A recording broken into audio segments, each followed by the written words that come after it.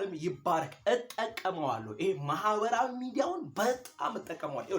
ይሄ ዘመን የእግዚአብሔርን ወንጌል የምናወራበት ነው። አባቶቻችን በጉድጓድ በዋሻ አውርተውት በኢየሱስ ዋጋ ከፍለው ይህንን ወንጌል ከፍ አድርገው የእግዚአብሔርን ታላቅነት የእግዚአብሔርን ኃያልነት ተናግረውት ዛሬ በፌስቡክ በቴሌግራም በማህበራዊ ሚዲያ በቲክቶክ በዩቲዩብ በኢየሱስ ክርስቶስ ቅርብ ቦታ ላይ ቤት ላይ ሆነ አዘጋጅተህ የእግዚአብሔርን ቸርነት ስትናገር የማይሰማው ይሰማዋል፣ የሚሰማው ይሰማዋል፣ የወደደ ይሰማዋል፣ ያልወደደ እስክሮል ያደርገዋል። አይ ዶንት ኖ። እኔ ዘርን መዝራት ብቻ ነው የሚጠበቅብኝ። ጌታ ሲሄድ መክሊት ሰጥቶናል። ጌታ ሲሄድ አትርፍ ነግድ ብሎ በኢየሱስ ጌታ ሲሄድ በኢየሱስ ክርስቶስ ይሄንን ወንጌል ተናገር ብሎ ዕዳ ሰጥቶናል። ባለዕዳ ሰው ደግሞ ዕዳ ይዞ ቀርጥፍ አድርጎ የሚበላ ሰው አይደለም፣ አይተኛም። ስለዚህ የእግዚአብሔርን ወንጌል እንናገራለን፣ በኢየሱስ ክርስቶስም እናገለግላለን። ምክንያቱም ጌታ ጊዜ ሰጥቶናል። ጌታ እስትንፋስን ሰጥቶናል። ጌታ ዘመንን ሰጥቶናል። ጌታ እድሜን ሰጥቶናል።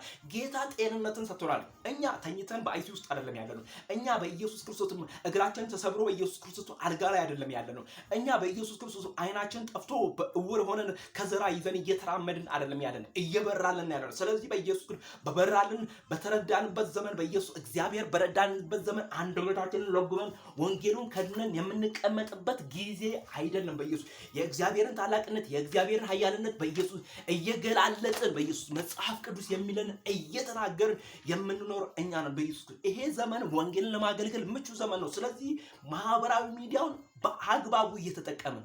በአግባቡ እየተጠቀምን የእግዚአብሔርን ወንጌል እንናገራለን። ጌታ ለዘላለም ይባረክ።